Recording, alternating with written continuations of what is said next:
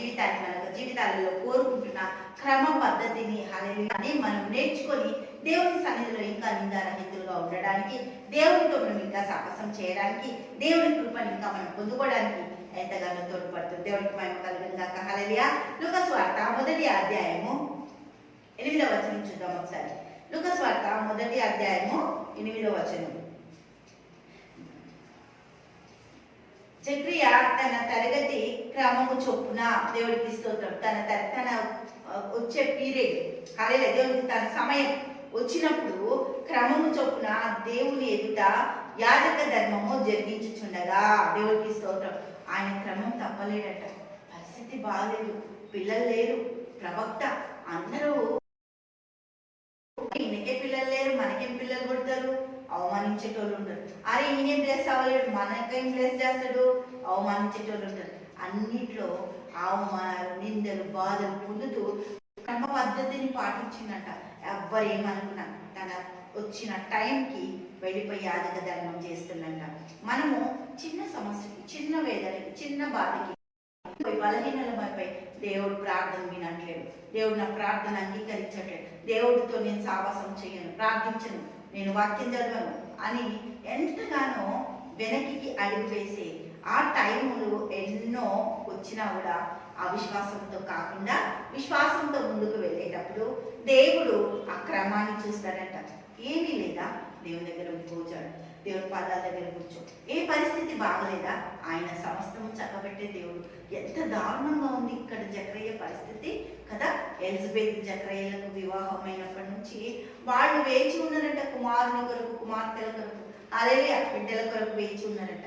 కానీ అది ఏది కూడా జరగకపోయినప్పటికీ కూడా దేవుని సన్నిధిలో నిందారహితంగా ఉండడానికి దేవుడి కొరకు నీ యొక్క జకరియా క్రమం చొప్పున దేవుని ఎదుట యాజక ధర్మం జరిగించుచుండగా, హల్లెలూయా, యాజక మర్యాద చొప్పున హల్లెలూయా ప్రభు ఆలయంలోనికి వెళ్ళి ఆ ధూప వేదికను అతడు వేయడానికి నిలబడ్డాడట. దేవునికి స్తోత్రం. ధూపం వేయుటకు అతనికే వంతు వచ్చెను.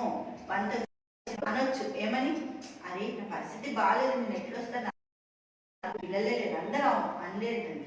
ఆయన చక్కగా దేవుడి పని కొరకు తనను తాను సిద్ధపరచుకొని ఆ పులిపెట్టి మీదకి, దేవుడికి స్తోత్రం, ఒక వాళ్ళున్న ఆ ఒక స్టేజ్ మీదకి ఎక్కడానికి ఇష్టపడ్డాడట. ధూపం వేస్తుంది, దేవుడికి స్తోత్రం.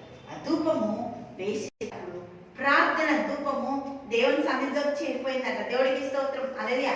ఎప్పుడు చేరిపోయింది? వాళ్ళు మొదటి రోజు చేసినప్పుడు ప్రార్థనకి జవాబు వచ్చేసింది. అప్పుడే వాళ్ళు వృద్ధులు యవ్వన వయసులో ఉన్నప్పుడు, వివాహం జరిగినప్పుడే వాళ్ళకి జవాబు వచ్చేసింది. కానీ జవాబు వాళ్ళ వారికి రావడానికి వాళ్ళ వృద్ధాప్యం వచ్చేసింది. అప్పటిదాకా వాళ్ళకి అర్థము అవ్వలేదు. దేవుడు ఎన్ని కార్యాలు చేస్తుంది వాళ్ళ పట్ల. దేవుడికి మహిమ కలుగును గాక. హల్లెలూయా. వంతు వచ్చెను. ఆ ధూప సమయమున ప్రజలు సమూహం అంతయు వెలుపల ప్రార్థన చేయుచుండగా ప్రభు ధూప వేదిక కుడివైపున నిలిచి అతనికి దూత వచ్చేసింది పరలోకంలో నుంచి జవాబు తీసుకొని. అలాగే ఎప్పుడు వాళ్ళు ఇవాళ ప్రేయర్ చేస్తే రేపు వచ్చిందా, వాళ్ళు ఇవాళ ప్రేయర్ చేస్తే 1 year తర్వాత వచ్చిందా, వృద్ధాప్యంలో యవ్వన కాలంలో వివాహం అయినప్పుడు వాళ్ళు ప్రార్థన మొదలు పెడితే వచ్చే వరకు వాళ్ళకి జవాబు అనేది కన్ఫర్మ్ అవ్వలేదు. ఆ వృద్ధాప్యంలో యాజక ధర్మం చేస్తుండగా, ధూప వేదిక పట్టుకొని ధూపం వేస్తుండగా దూత ప్రత్యక్షమైందట, కుడి వైపున నిలబడిందంట. జకరియా అని దయతో పిలిచిందట. దేవుడికి మహిమ కలుగును గాక. ఆ జకరియకి ప్రార్థనకి జవాబు వచ్చేసింది. జవాబు ఎంత గొప్పది. హల్లెలూయా, దేవుడికి స్తోత్రం. జకరియా నువ్వు చేస్తున్న ప్రార్థనలు, దేవుడికి మహిమ కలుగును గాక.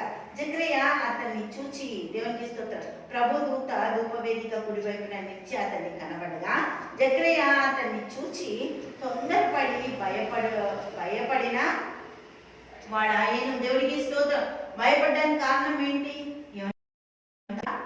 పిల్లలు ఇస్తారా అనుకోలేదు. ఏమన్నా తప్పు జరిగిపోయిందా, నా వల్ల ఏమన్నా మిస్టేక్ జరిగిందా, ధూపవేదిక నేను ఏమన్నా తప్పుగా ధూపం వేస్తున్నా ఏంటి అని చెప్పి భయపడి వణికిపోయినట. ఆ టైంలో జవాబు పట్టుకొని వచ్చి ఇటువంటి ప్రార్థన నువ్వు బాగా భయపడ్డా, ఆందోళన పడ్డా, వేదన పడ్డా, నీ జవాబు కన్ఫర్మ్. హల్లెలూయా, దేవునికి స్తోత్రం. తండ్రి యేసానికి మన స్తోత్రాలు, గొప్పది అద్భుతంగా ఆశ్చర్యకరంగా జకర్యాకి ఇచ్చిన జవాబు మా అందరి జీవితాల్లో విస్తరింపజేసి తండ్రి ఆ జవాబు ప్రార్థనకి నువ్వు అనుగ్రహించినందుకు కృతజ్ఞతలు చెల్లిస్తూ యేసు నామములో ప్రార్థిస్తున్నాము తండ్రి. ఆమేన్, ఆమేన్, ఆమేన్.